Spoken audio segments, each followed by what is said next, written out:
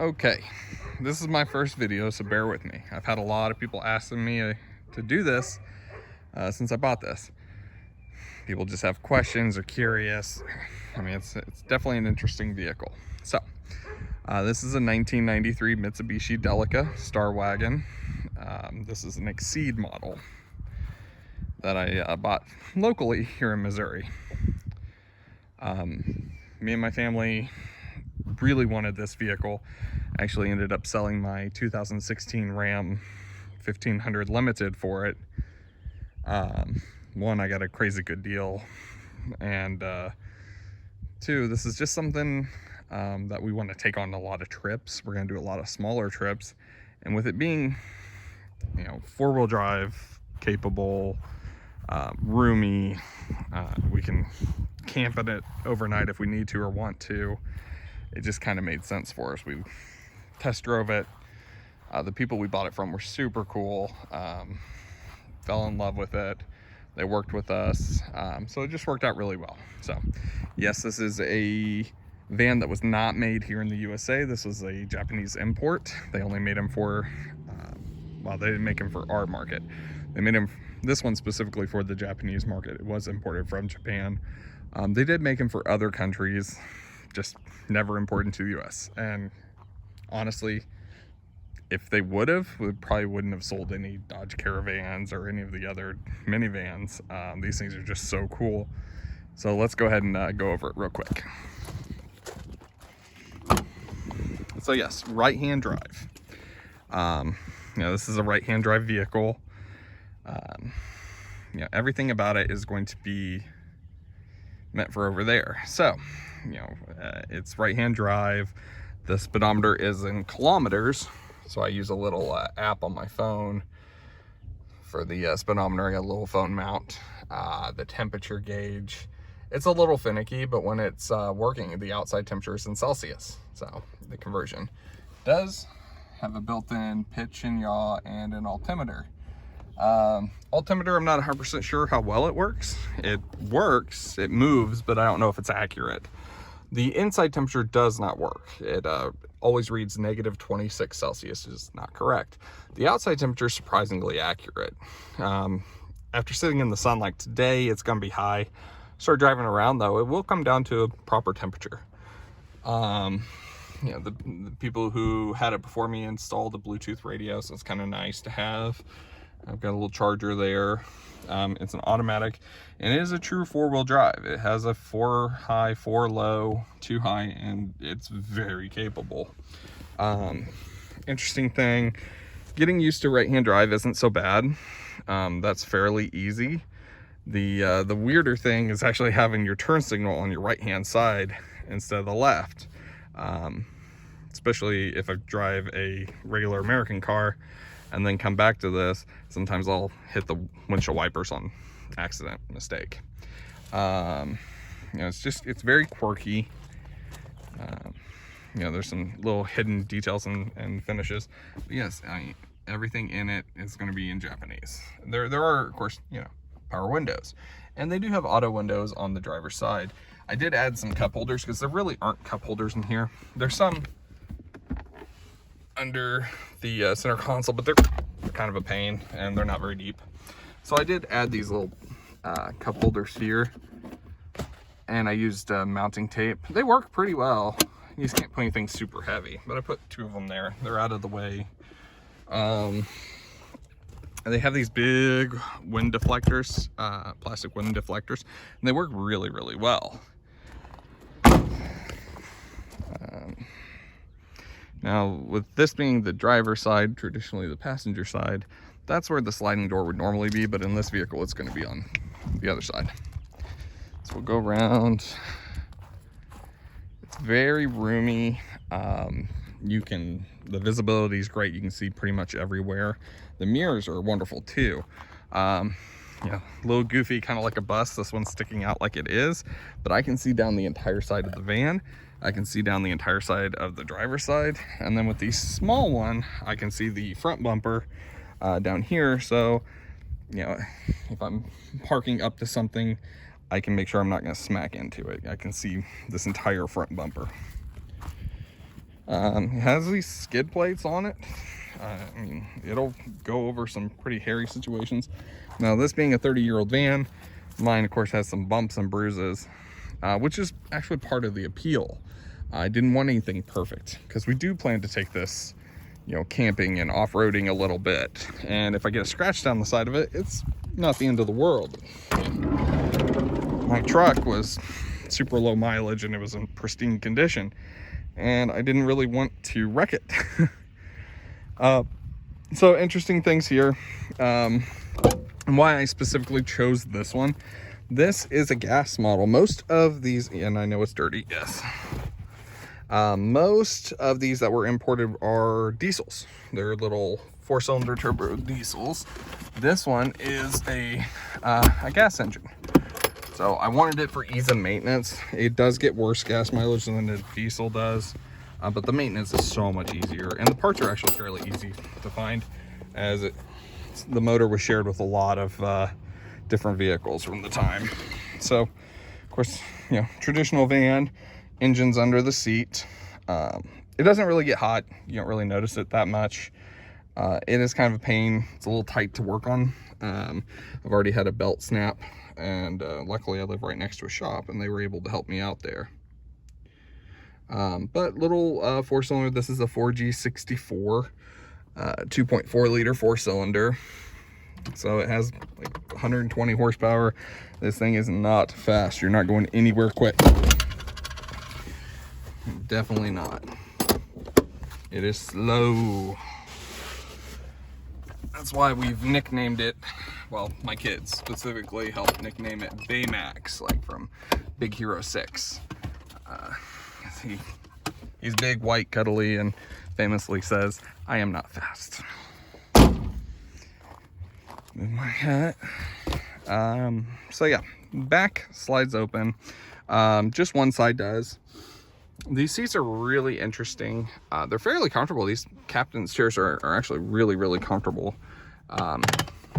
You can adjust it dozens of ways.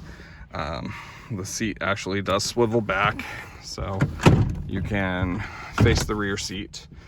It also tracks, so you can move it forward, backwards, and it reclines up and down.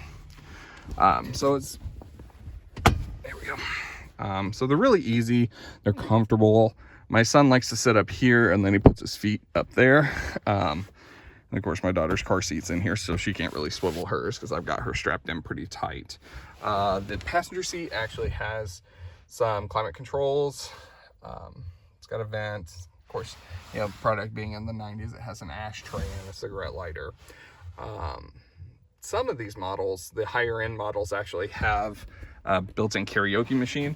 And then up front, they have something called a cool box, which is more like a refrigerator. It's kind of neat. It's got vents up here. And this model has what they call the Crystal Light roof. So it has these skylights, basically. You know, a lot of vehicles now have panoramic roofs, but in the early 90s, that wasn't super common. They also have fluorescent lights, which I thought was kind of interesting. They're just regular fluorescent tubes. Now, with these Crystal Light, they do have shades, but they are supposed to be powered. Mine do not work. The only one that works is that one, the, I guess the second row driver. That one does work. There is a switch up front that controls all four, and then they have individual switches in the back. So, you know, if you wanted to close one individually. These are famous for not working. They're very complicated. They break easy. They're on a cable system. And the previous owner did his best to fix them the best he could. And he did manage to get the one going, but not all of them work. There are some controls. You can actually dim the lights a bit. Turn brighter, a little bit softer, and then of course, you know, you can switch it door on and off. So getting in this thing is super easy. There's a step. There's even a light here for the step if you need it. But the step up's really, really easy. With it being a high roof, you have quite a bit of room in here. And even me being 6, or not 6, I wish, 5'10", I have plenty of leg room back here. It's actually very comfortable in the third row. The third row also is on a track, so I can slide it back and forth. If I need to put a little extra space in the rear, I can. There's little cubbies in the back here, and the seats actually do recline for the back row. If you have it set up, you can swivel these seats to face the rear, lay everything down, and this almost becomes a bed. It's pretty flat. That's what we plan to do, is we plan to go ahead and use it, you know, if we're gonna say go out of state and we need to just, you know, kind of boondock overnight, we can park in a truck stop parking lot, pull the curtains, and you know, sleep in here. They make some cool air mattresses. This will actually fit a full mattress. They make specific ones for cars that we plan to go ahead and get so that we can camp out here, you know, wake up in the morning and just keep on going. So the third row gets vents as well, and this is actually just kind of like a map light, like a little reading light that's in swivel and turn, which is kind of neat. You can point it at what you need. There's grab bars all over this thing. The passenger actually gets a couple extra. Gets an extra grab bar there and up there, which makes it getting in this a little bit easier. You know, you do have to kind of climb up into this because you're sitting on top of the wheels. Now driving it drives like a 30-year-old truck. It's bumpy and it rattles, and that's kind of part of the charm.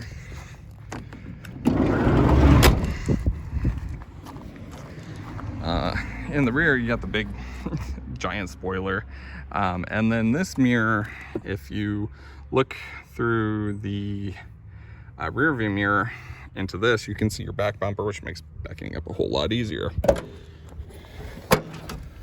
This guy opens up really, really wide. It's easy to get stuff in here if you're loading stuff.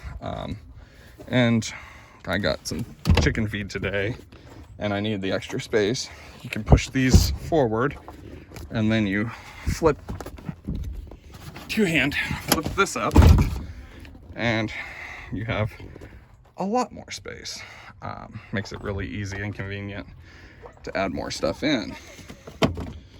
And then you just pull the latch down, comes down, back up it goes. This thing is very, very modular.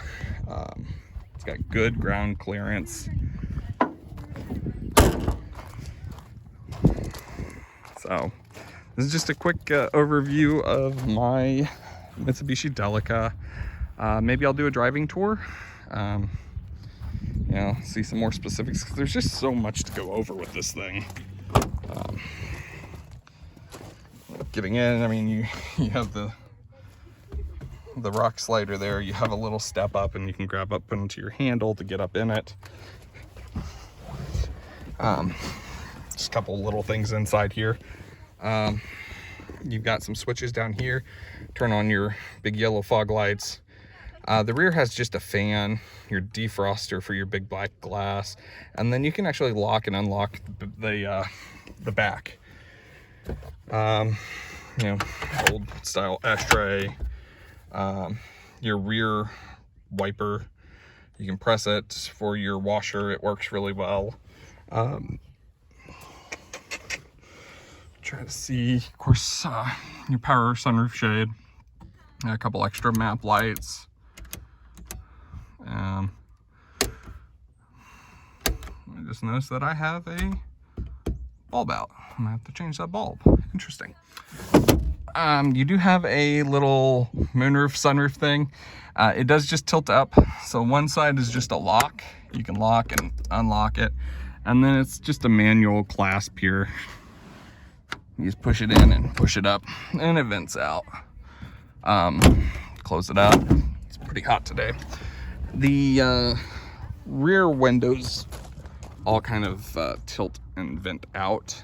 They don't slide. The earlier models, they did have some sliding. The passenger seat does slide forward and backwards, and it adjusts, and then there's a little lumbar support in it as well that manually adjusts. The passenger seat does not slide. It just tilts backward, and then it has the lumbar adjustment also. One complaint for anyone taller than probably like my height, 5'10", when I'm sitting in it, I sit pretty high. I do wish that I could sit a little bit lower. It does feel like sometimes that I hunch down to look up. You know, if I'm going down a hill to look up, it does feel kind of like I'm leaning over. Otherwise, it's a fairly comfortable riding position. With the door shut, you are kind of smushed. You do kind of feel smushed in. It's a fairly narrow vehicle. Of course, it being an older vehicle, it's part of it. Other than that, yeah, comments, questions, send them to me. Thoughts or things I can improve, that'd be great. Hopefully I'll be making some more videos, give some, maybe a driving video, and then of course we're going to try to video some of our little adventures that we take. Thank you all, appreciate it.